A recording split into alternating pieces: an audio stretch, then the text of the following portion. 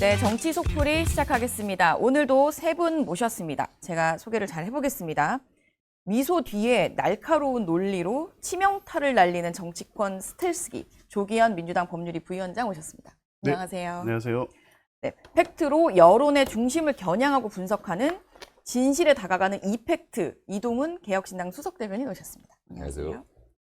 또 여론조사를 기반으로 하는 데이터 마법사 배종찬 인사이트K 연구소장님 오셨습니다. 안녕하십니까. 안녕하십니까. 자, 오늘은 바로 속풀이할 주제로 넘어가 보겠습니다. 이슈가 많은 것 같은데요. 오늘 첫 번째 주제는 이동훈 대변인 오셨다고? 어떤 분의 소개 궁금합니까?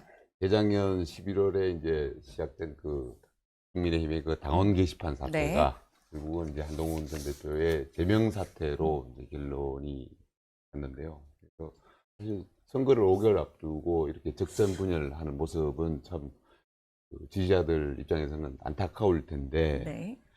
1년이 넘는 시간 동안에 어떻게 보면 정치적으로 해결할 수 있는 여지들이 많았습니다. 그런데도 불구하고 그게 잘 안 됐고, 지금도 보면은 한동훈 대표가 어제 이제 제명은 또 다른 계엄 선포다 이런 식으로 얘기하면서 지도부를 상대로 해서 강경투쟁 모드로 가는 것 같고, 그리고 그 해법으로 법적인 어떤 해법을 선택을 자꾸 하려고 재심을 하는 것 신청하지 같고, 않고.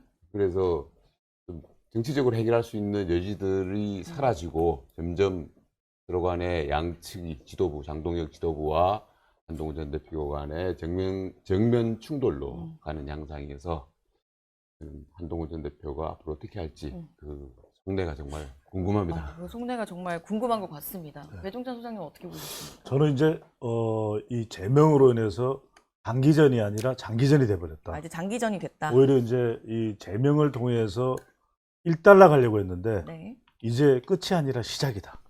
시작이다.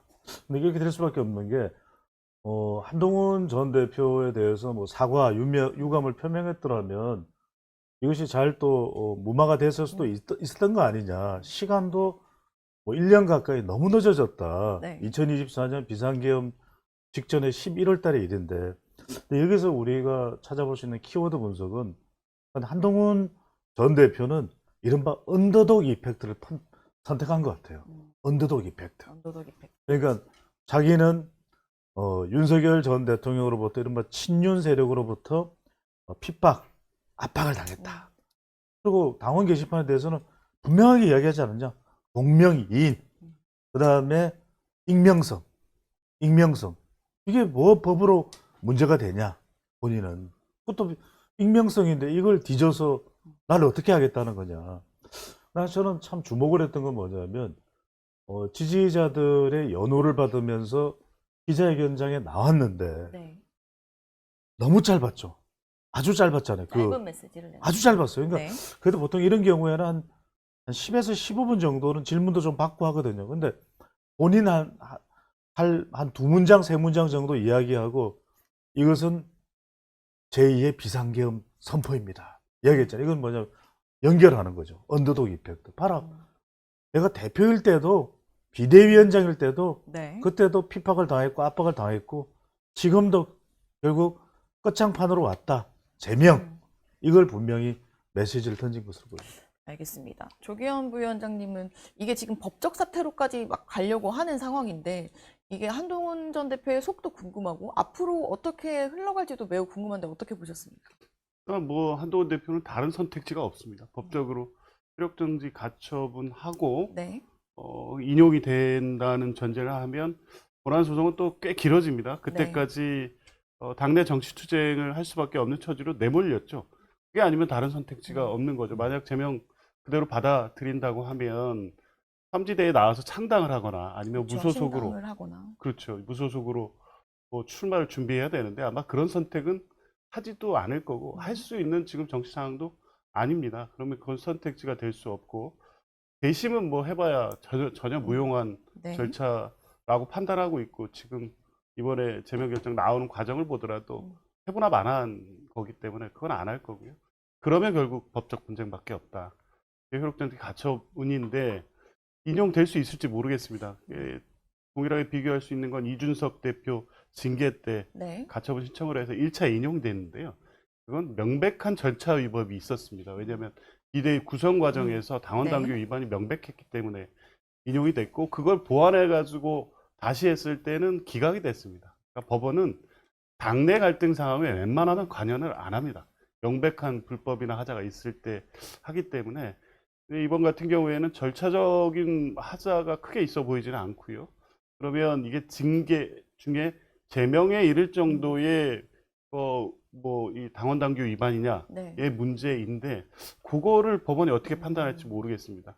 아까 말씀드린 대로 법원은 이 실체적 내용에 대해서 그렇게 깊이 들어가서 판단하지 않기 때문에 정당의 사안에 대해서는 그렇죠. 만약에 인용 가능성보다는 기각 가능성이 더 있어 보여서 그 이후의 상황의 전개는 예측할 수 없는 상황이 될 것 같습니다. 제가 봤을 네. 때는 네. 그 가처분 신청을 아예 안 할 수도 있다. 안 할 수도 있다. 그런 생각이 들더라고요. 왜 우리 그렇게 조기현 보셨어요? 위원장님 금방 말씀하셨다시피 네. 법원이 네. 그 정당의 어떤 판단에 대해 가지고 관여를 잘 안 하려고 해요. 그러니까 네. 절차적 문제가 심각하다 그러면 모르겠지만 그런 부분들에 대해서 보이는 것 같지는 않고요. 그리고 또 하나가 중요한 문제가 네.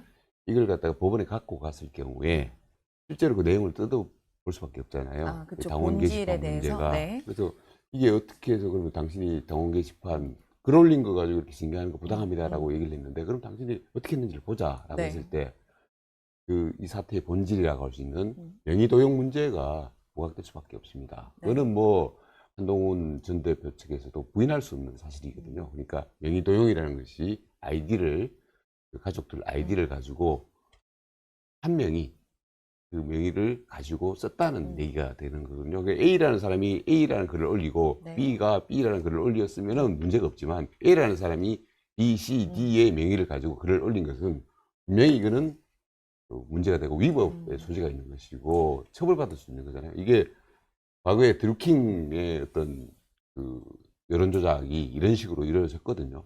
그렇기 때문에 이런 부분들이 밝혀질 수도 있고, 그리고 또 하나 중요한 문제가 지금 그 윤리위원회의 결정문에 보면 나와 있는데 한동훈 대표가 당대표 시절에 이 문제가 불거지자, 그러니까 재작년 11월이죠. 네. 이 문제가 불거지니까 이게 게시판에 뭔가 익명이 돼 있는데 왜 이렇게 에러가 나오느냐, 실명이 그냥 밝혀지는 이런 문제가 네. 되느냐 해서 셧다운을 시켜가지고 그걸 오류를 수정하는 그 새벽에 그 작업을 네. 해요. 네. 그 과정에 보면은 한 모모, 진 모모 명의로 된 글들이 뭐 수백 개가 삭제가 됐다라고 합니다. 그러니까 그걸 관리자가 삭제를 했겠죠. 그런 문제들이 이제 윤리위원회 결정문에 들어가 있는데 어떻게 보면 굉장히 심각한 범죄일 수가 있는 겁니다. 자기 직권을 이용해 가지고 글을 갖다가 자기 증거를 갖다가 없애려고 했다라고 볼 수도 있기 때문에 이런 부분들이 반영이 돼서 이제 제명 결정에 이르렀는데 그런 부분들이 속속들이 법원에서 밝혀지고 당윤리위원회에서는 이것이 수사권이었기 때문에 정확하게 이게 팩트를 밝혀내지 못한 부분들이 있는데 법원에 가면 사정이 다르지 않습니까? 그 IP 주소가 어디냐라는 게 정확하게 나올 수밖에 없고 그러니까 이런 부분들이 있어가지고 한동훈 전 대표가 가처분을 할 것인가 저는 그래서 가처분이 좀 어렵지 않나 라는 생각도 합니다. 근데 저는 가처분을 뭐 여기 우리 조기현 법조인도 계시지만 네. 저는 가처분 신청을 안 하는 이유가 그런 이유 때문은 아닐 것 같아요. 다른 저도 안 이유가 할 거라고 생각하는데 네. 왜 그러냐면 법적인 효과는 거둘 수 있을 것 같아요. 오히려 한동훈 전 대표가 작정하고 네. 달려들면 법적으로는 오히려 반전시킬 수 있을 것 같은데 문제는 뭐냐? 정치적 효과가 없는 거죠. 이렇게 달려들어서 이걸 뒤집는다 하더라도 남는 건 프레임이 설정되죠. 봐라. 한동훈이 이렇지 않느냐. 자기 소명하면서 그거조차 사과도 유감도 표명 못하고 대통령은 저렇게 사형 구형받았는데 배신자 프레임이 걸려버립니다. 아니 생각을 해보면 해당 행위로 이 심판을 받을 수는 있어요. 네. 그런데 그렇다고 해서 이걸 제명을 하나요? 제명도 있고 출당도 있고 당원권 정지도 있고 제명이에요. 그쵸. 그럼 앞으로 이게 한동훈 전 대표는 정치 생명이 끝나버려요. 저 제명이 된다고 하면 이제 5년 정도는 아무것도 못해요. 네. 아무것도 못해요. 그래서 저는 이 법적인 대응을 가능성이나 효과성이나 돌파성이 아니라 저는 계속 언더독 이펙트. 결국 정치인은 여론이거든요. 그러니까 이걸 법적으로 붙으면 장동혁 대표하고 판검 대전이 돼요. 판사 검사. 그다음에 이제 이른바 법법 대전이 되는 거죠. 네. 답답한 거죠. 이 무관 짓거리냐. 그런데 저는 오히려 한동훈 전 대표가 어제 막 지지층들이 연호하는 거 보면 지금 우리 이동훈 개혁신당 수석 대변인마저도 약간 동정 여론이 생기잖아요. 저는 정치인들이 제일 무서운 게 언더독 이펙트. 언더독 이펙트. 조금 짠한 마음을 더 시간이 지나면서 확대하려고 하지 않을까. 이런 생각이 듭니다. 그러니까 두 분 다 가처분을 안 할 거다라고 보셨는데 저는 또 조경 부위원장님한테 여쭤보고 싶은 게 친한계에서 이제 주장을 하는 게 있어요. 당무감사위원장이 뭐 조작을 했다라고 해서 이제 이미 뭐 법적 대응을 해놓은 게 있고 그리고 새벽에 나온 거라던가 그러니까 이 절차적의 문제나 그리고 이후에 어제 사실 2번 정도 결과문을 수정을 했거든요. 네. 그 부분에 대해서도 절차적 하자가 있다 이렇게 주장하던데 그런 부분이 이제 법원에서 가만히 되나요? 그렇죠. 예. 그러니까 이제 일차적으로 절차라는 거는 당규에 윤리위원회 이 당규를 보면 그 소명기의 제공이라는 게 있는데 그게 네. 임의 규정이에요. 할 수 있다는 거고 네. 윤리위원회 과반의 의결로서 불필요하면 안 해도 되게 돼 있더라고요. 근데 이제 문자 메시지는 한동훈 대표한테 보냈다고 합니다. 네, 네. 출석해서 소명할 거면 하라. 그렇죠. 하루 전날 했죠. 그렇죠. 근데 이제 못 봤다라는 못 거잖아요. 봤다는 메시지를 많이 거죠. 받고 있어서. 그러니까 이제 원래 그 소명 기회 제공을 안 했다면 이건 분명한 절차 문제인데 그렇게 형식적으로 해놓고 뭐 윤리에서 그냥 중대 명백한 사안이기 때문에 안 하는 걸로 의결했다 이래버리면 절차 문제 안 생깁니다. 근데 12시 넘어서 했다. 이건 그 자체로 절차적 하자가 있다고 볼 수는 없어요. 뭐 당의 특별한 사정에 의해서 논의가 좀 오래 지연돼서 그때 했다. 이거 해버리면 그거 역시 절차적 문제는 아닌데 이제 문제는 징계 결정문을 즉시 공개하고 네. 그 결정문을 3차례에 걸쳐 수정했다는 것인데요. 이게 제명의 사유로서 어떻게 보면 여러 가지 사유 중에 하나가 아닙니다. 그게 네. 한동훈 대표가 직접 썼느냐 썬등으로 추정하느냐 그렇죠. 모르겠다 뭐 이렇게 되는데 그게 나머지 가족들이 썼다고 일부 인정하거나 했던 댓글하고의 관련성 때문에 네. 그게 부인되면 사실은 징계 사유로서 타당한 것인가에 대한 문제가 나올 수밖에 없거든요. 아마 3차례 수정한 문제가 가처분 신청을 할 경우에 중요한 쟁점이 될 거고요. 이 부분은 법원이 사실 실체 판단에서 뭐 관여하지는 않겠지만 이 네. 부분을 중대한 징계 결정상의 하자로 볼 가능성도 있습니다. 알겠습니다. 오늘 뭐 조금 전에 이제 최영두 의원 연결해보니 의원총회가 열릴 거고 경론이 벌어질 거다. 그래서 이제 비공개로 잡아놓은 것 같더라고요. 실제로 뭔가 좀 결론이 달라질 수도 있을까요? 의원님? 저는 그럴 가능성은 높지 않을 것 같아요. 왜 그러냐면 이 여론이 국민의힘 지지층을 보더라도 네. 또 당원들을 보더라도 대체로 지금 이제 장심 강화돼 있고 장풍 강화돼 있거든요. 그렇다면 논란은 있겠죠. 그렇지만 이 결론을 뒤집을 정도의 여론이었다면 내부 세력이 있었다면 이미 뒤집혔겠죠. 그 정도는 아니라는 거예요. 그래서 저는 앞서도 분석을 해드렸던 대로 한동훈 전 대표는 언더독 이펙트로 갈 거다. 이 짠한. 그러니까 이걸로 이제 계속 기조를 밀고 가면서 할 것인데 지금 보시면은 그러면은 이 이른바 혁신 모임에 있는 의원들이 이건 아니다라고 이야기를 했잖아요. 네. 그렇다고 해서 행동에서 옮기나요? 그러면 적어도 이 한동훈 전 대표를 지지하는 사람들이 약간 20명, 30명 모여서 우리 탈당하겠다. 이런 결정 내리지 마라. 우리 가만히 안 있겠다. 이렇게 나와야 되는데 이 정도는 아니거든요. 왜냐면 우리가 90년, 91년 우리 이동훈 수석 대변인도 잘 아실 때 그때 YS는 이렇게 박철원 쪽에서 견제가 들어오니까 3당 합당을 했잖아요. 민자당.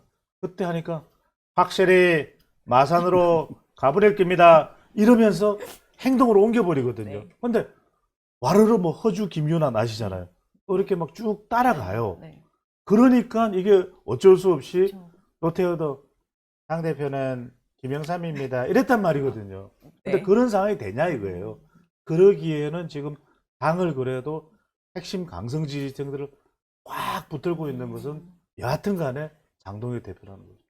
그러니까 네. 제가 한마디만 네, 더 붙이고 싶은 게 지금 장동혁 대표가 지난 전당대 대표가 된 중요한 이유 중에 하나가 사실은 반한동훈 어떤 당내 분위기들이 모여져 그 가지고 지지세를 받아서 장동혁 네. 대표가 됐단 말이에요. 그래서 장동혁 대표가 사실은 이제 한동훈 이 단계 문제를 자기가 우선적으로 해결하겠다라고 얘기를 했고 그런 면에서 봤을 때 지금 오늘의 의총 분위기 물론 뭐 여기 반발하는 의원들이 있겠지만 그 지지층들의 여론들을 감안했을 때 의원들이 세게 반발하지 못할 것이다. 저는 그렇게 보고, 그리고 여러 가지 팩트들이 지금 드러나고 있는 게 그렇지 않습니까?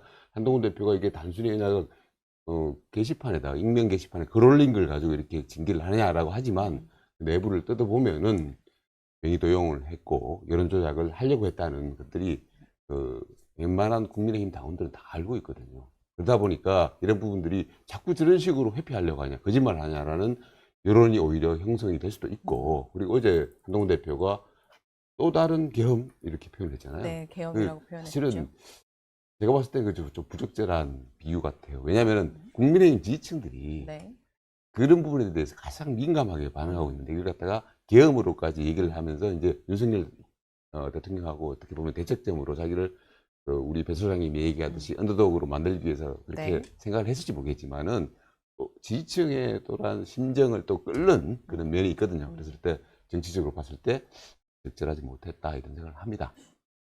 어제 그 계엄 발언이 오히려 당원들을 더 자극했을 수 있다. 조규현 부위원장님은 이게 아까 뭐 법적인 문제로 가면 사실 여러 가지 본안은 길어질 수밖에 없을 텐데 결국은 오늘부터 이제 정치적인 방법을 찾으러 나설 텐데 뭐 이준석 대표는 뭐 창당, 신당 창당이나 무소속 출마도 이야기를 하긴 했지만 한동훈 전 대표가 선택할 수 있는 정치적 선택지는 또 뭐가 있을까요? 지금 무소속 창당 이거는 불가능할 겁니다. 지금 뭐 사실은 이 제명 결정까지는 예상하지 못했던 것 같아요. 대표 본인도 그렇고 한동훈 그 개라고 하는 패널들이나 의원들도 그러면 그 이후에 정치 상황에 대해서 구상이나 준비가 전혀 돼 있지 않은 상황입니다. 그냥 이렇게 당내에서 배척당했다고 해서 그게 바로 새로운 당 내지 새로운 정치 세력의 에너지로 바로 전환될 수가 없거든요. 그러기에는 지금까지 한동훈 대표가 그런 가능성을 염두에 두고 준비해 온 게 없어요. 결국에 당내 투쟁할 수밖에 없다고 보고, 근데 지금 오늘 최고위 의총 이 순서로 진행이 되는데 맞습니다. 최고위에서 의결해버리지 않을까 싶은데요. 그런 관측도 있는데 일단 의총을 잡아놨으니 하지 않지 않을까라는 얘기도 나오고 있고요. 하지 않지 않을까라고 예상했던 걸 다 뒤집은 게 장동혁 대표이기 때문에 이 상황을 길게 끌고 가봐야 이 당내 이 갈등만 확산된다는 측면 때문에 빨리 매듭 짓고 싶어 할 겁니다. 그리고 의총 한동훈 전 대표 당사자하고 주변에 계신 분들이 막 격분해서 지금 대응하고 있고 하지만 오래 못 갈 것 같아요. 찻잔 속 태풍. 동의하시는 그게 이게 왜냐하면 조기현 부위원장 말씀대로 절차적으로는 속전속결로 가야 돼요. 안 그러면은 장동혁 대표도 말려요, 이게. 장기화되면. 근데 장동혁 대표의 속으로 빙의해서 말씀하시는 그렇죠. 거죠? 왜냐하면 이게 생각해보십시오. 절차적으로 되면 그럼 모레 결정되는 거야. 그 다음에 다음 주에 결정되는 계속 시끄러워지는 거죠. 확산되는 거거든요.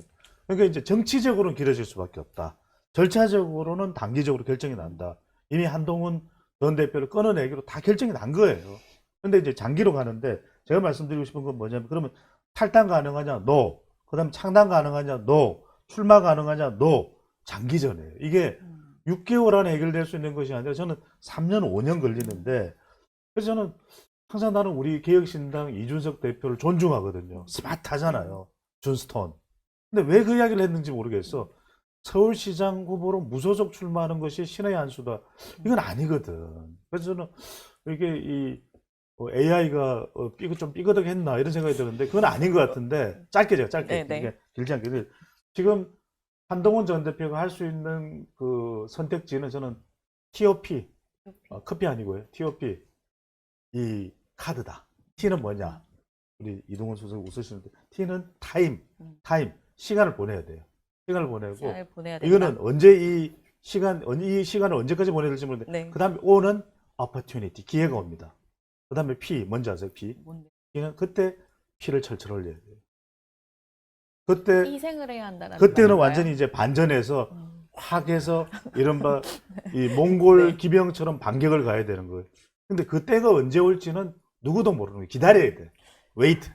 이준석 대표와 다른 조언을 해주셨는데 근데 이게 뭔 얘기냐면은 법적인 해결책을 찾지 말라는 얘기예요. 그러니까 법적으로 자꾸 가처분 신청하고 뭐 어떻게 하겠다 그건 제일 하수고 정치적으로 해결해라. 그 얘기는 맞는 것 같아요. 정치적으로 해결해라. 근데 지금 보면은 한동훈 대표한테 이제 무소속 뭐 서울시장 출마, 뭐 창당 뭐 이런 얘기 했는데 결국은 당신의 정치력을 한번 보여봐라. 어떤 일부 팬덤의 뭐 어떤 그런 거 있는 건 알겠는데 얼마나 당신이 득표를 가지는가를 보여줘야지 네. 그 당신이 이제 여기서 이길 수 있다. 그래서 그걸 보여줄 수 있는 방법이 뭐가 있습니까? 곧 5개월 뒤면 선거 국면이 열려 있습니다. 네. 그 선거 국면에서 주요 정치인이 그걸 회피를 할 수는 없는 일이거든요. 네. 거기 나가가지고 적극적으로 내 정치력이 이 정도 된다, 내 득표력이 이 정도 된다. 그래서 거기서 그 보여줌을 해가지고 살아갈 수 있다라는 게 이준석 대표의 어떤 조언의 요초였다고 그 생각합니다. 조언의 요지랍니다. 알겠습니다. 이제 두 번째 민주당 이야기도 좀 해볼까요, 소장님? 네. 어떤 속이 궁금하십니까? 김병기 의원인데 네. 많은 분들이 궁금한 게 아니 강선우 의원만 하더라도 순순히 받아들였거든요. 근데 강선우 의원보다 논란과 의혹의 규모가 더 쩌남인데 왜 이렇게 버티느냐? 제가 분석을 해보면 김병기 의원의 이 발언의 내용이 담겨 있어요. 발언에. 밝혀야 된다. 그 다음에 한 달도 시간을 못 주냐. 한 달도. 그 다음에 잔인한. 요즘에 소찬이까지 소환이 돼요. 잔인한. 아, 잔인한. 노래 가사를 네, 말씀하신 네. 거죠? 이게 왜 그러냐면 저는 다른 인물과 다르다. 네. 김병기. 이 이재명 대통령의 호의 병기를 자처했지 않습니까? 그런 만큼 저는 내 기여하지 않았냐. 나만큼 헌신한 사람 누가 있냐. 그러면 뭐냐. 본인으로서는 이른바 찐명. 내가 정말 16년에 신문으로 돌아왔지만 찐명이다. 그러면 세 가지를 이야기해요. 나 한건폰 있는 줄 몰라? 아직 금고를 못 찾았지만 한건폰 있어. 두 번째는 판도라. 뚜껑 열리면 난리나. 세 번째는 뭐냐. 저는 이 한건폰이니 판도라가 있는지는 모르지만 이걸 까겠다는 이야기가 아니라 지금의 김병기 의원의 메시지는 적어도 우리 가족들까지도 다 연루돼 있지 않냐. 우리 지금 둘째 아들까지 압수수색 당하지 않냐. 최소화해달라. 나한테 물러날 때 물러나더라도 물러날 수 있는 그 작은 명예라도 달라. 이 호소를 하고 있는 것 같아요. 김병기 의원이 SNS로 이제 연일 읍소를 하고 계신데 우기현 부위원장님 보시기에는 이제 당내에서도 그런 얘기가 나오나요? 뭐 여러 관측으로는 이제 뭔가를 쥐고 있는 거 아니냐, 그래서 버티는 거 아니냐라는 추측도 하시는데. 뭐 혹시 그런 거 아니야 이렇게 얘기하시는 분도 있던데 네. 그럴까 싶습니다. 그리고 본인이 뭐 그 강선우 의원하고 녹취는 네. 공천 과정이었고 굉장히 민감한 문제였기 네. 때문에 한 것으로 보이고 그 외에 다른 녹음 같은 거 다 안 한다라고 얘기한 바 있어서 네. 그게 있을 것 같지는 않고 만에 하나 뭐 비슷한 내용이 뭐 의도했든 아니면 우연이든 녹음이 있다고 하더라도 그걸 무기 삼아서 할 정도의 그런 분은 아닙니다. 그런 면에서 보면 이 제명 절차 자체가 굉장히 부당하고 가혹하다라고 생각하고 있고 더군다나 이제 가족들까지 수사선상에 줄줄이 올라간 상태이기 때문에 당이 나에 대해서 결국 내친다고 하더라도 최소한의 보호는 필요한 게 아니냐 이런 정서에 호소할 수밖에 없는 상황이라는 판단을 하시는 것 같고요. 안타깝지만 그것조차도 받아들여지기 힘든 절차로 가고 있습니다. 12일 사실 윤리심판원에서 결론이 날 것 같았는데 어쨌든 이번 달 말로 지금 예정이 되는 것 같습니다. 실제로 당내에서는 그 사이에 탈당 목소리도 많이 나오고 있는데 이게 좀 오히려 이렇게 탈당을 하지 않는 게 오히려 정치권에서는 신기하다라고 보시는 경우도 있더라고요. 그렇죠. 그 단계는 이제 지난 건데요. 네. 이 1차 윤리심판은 제명 결정 이전에 하셨어야 됩니다. 근데 당규 절차에 따라서 지금 재심 절차 네. 들어간 들어간 거고 그 사이에 또 최고위에서 직접 쓸 수 있는 당대표의 비상징계라는 권한이 있긴 한데 그렇게까지 그렇죠. 안 쓰겠다고 예. 하셨죠. 그 재심 절차를 빨리 진행할 것 같습니다. 재심도 결국 윤리심판원에서 하기 때문에 징계 결정문 받고 거기에 재심 신청서의 내용상 네. 이번에 제명 결정의 이유가 된 내용을 변경할 만한 특별한 사정 변경이 없으면 네. 재심이 인용될 가능성도 사실은 높지 않습니다. 그러니까 빨리 당에서 진행해서 이 논란을 최대한 빨리 수습하고자 하는 게 지금 당의 입장입니다. 개혁신당에서 어떻게 보시나요? 지금 뭐 김병기 원내대표가 법적인 문제, 정치적인 문제로 나눠서 좀 생각을 해보자면 네. 정치적으로는 사실 이렇게 하면은 안 되죠. 빨리 당의 부담을 들어주고 김병기 의원이 이렇게 당에 중진이 되고 하는 과정에서 당에 어떻게 보면 혜택을 많이 입고 저렇게 중요한 직책까지 올라갔는데 그런 면에서 봤을 때 빨리 탈당을 해서 자진 탈당해가지고 당에 부담을 들어주는 것이 정치적인 후위를 도모하는 측면에서도 맞다고 저는 봐요. 그런데 네. 그렇게 하지 않는 것은 이미 본인이 판단하기에도 나는 정치적으로 부활하기는 힘들지 않겠나라고 본인이 판단하는 것 같고 그래서 최대한 뭔가 가족의 안위 문제도 있을 수도 있고 자신의 어떤 이후에 수사받는 부분도 있을 수도 있고 네. 그 부분에 있어 가지고 최대한 많이 얻어내려고 하는 그런 차원에서 저렇게 버티는 거 아닌가. 그래서 버티는 속내를 누구는 그렇게 얘기를 하더라고요. 한마디로 미스터리다. 미스터리. 미스터리. 아, 미스터리. 미스터리를 지금 기다리고 있는 거죠. 미스터리께서 뭔가 언지를 좀 주시고 김병기 원내대표에게 동아줄을 좀 주시면은 그걸 가지고 이제 앞으로 후위를 좀 도모해보자 이런 생각을 하고 버티는 거 아닌가 이런 생각을 합니다. 그러니까요. 제가 지금 이동훈 수석 대변인 말씀 듣다 보니까 네. 이 수석 대변인께서도 미스터 리네요. 그렇죠. 네, 네. 농담이고요. 네. 자, 썰렁했습니다. 근데 이제 결과적으로는 이 사안이 지금 커지는데 다음 주 월요일 뭐가 있습니까? 19일 날 또 이현 후보자 청문회까지 있거든요. 청문회가 있죠. 제가 아까도 말씀드렸듯이 이런 절차적인 부분은 시간은 끌면 끌수록 골치 아파지는 거거든요.